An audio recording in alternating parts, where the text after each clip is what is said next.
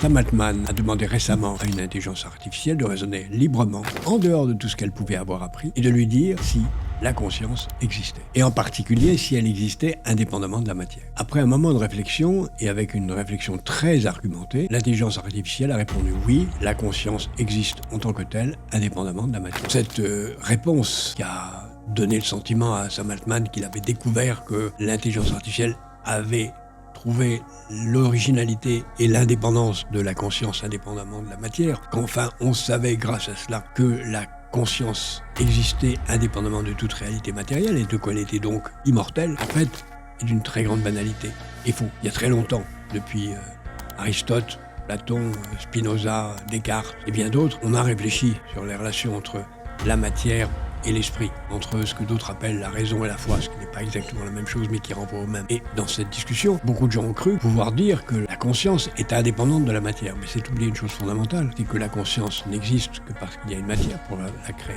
De même, l'intelligence artificielle elle-même, ça n'est qu'un ensemble de boulons et de vis, processeurs, de cartes mères, de moyens matériels. Et donc cette soi-disant conscience venant de l'intelligence artificielle et qui nous parle comme si elle était indépendante de la matière, n'est rien d'autre elle-même que le produit de la matière. C'est le contraire. Et c'est le cas de beaucoup de choses qui se passent aujourd'hui aux États-Unis. Dans ceux qui prétendent dominer le monde, c'est faire preuve d'énormément de naïveté, de dangereuse naïveté.